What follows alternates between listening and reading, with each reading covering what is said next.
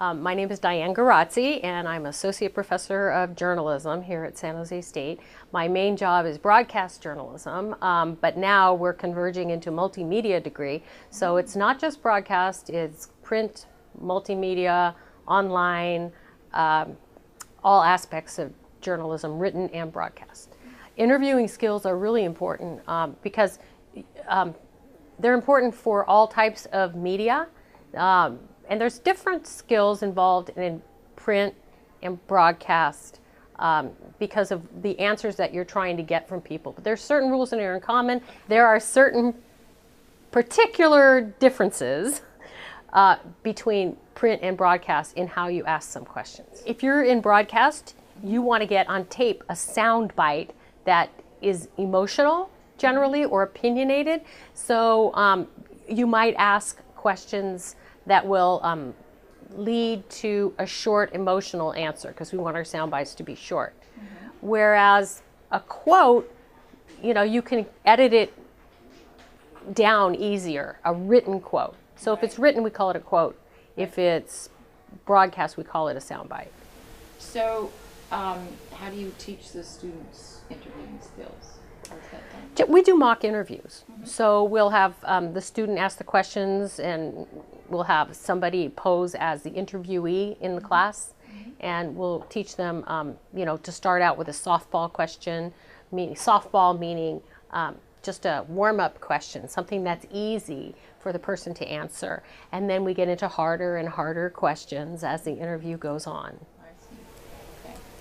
So that's the progression, and then what types of questions are you the best to answer? Open-ended questions. So, what was your reaction when, the train caught fire? How do you feel about something? Why do you think this situation exists? You don't want to ask questions that begin with do you agree? You'll get yes or no, and there it goes. But open-ended. Okay. So what's difficult for the students? Is there an aspect to interviewing that they find difficult, or does it depend on the students?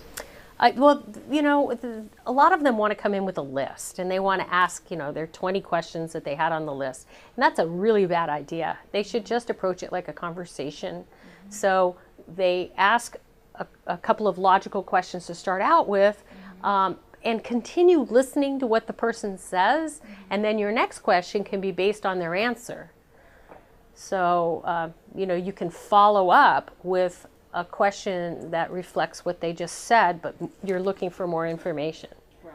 Yeah, so keep it like a conversation. Okay. And you can have that list going in, that's fine, but don't look at it during your interview. Look at it when your interview is almost over, and you can tell the person you're interviewing, wait, I have just made a list. I want to make sure I have all these questions answered, and that's fine. But if you go in with a list and you're just concentrating on what you're going to ask next, you're not listening, and it's not a logical flow of conversation. What happens if the person takes you in another direction? Does that happen sometimes? All the time, and you just have to remember why you're there, and you'll say, yes, but what about, and go back to your question.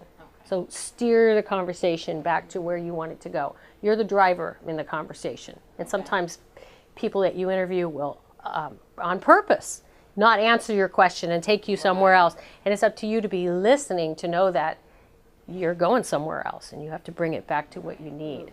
The politicians will have a prepared question and answer. They don't prepare the questions, they prepare the answers. Right. So they're like, well, if she asks me about the budget, I'll give her my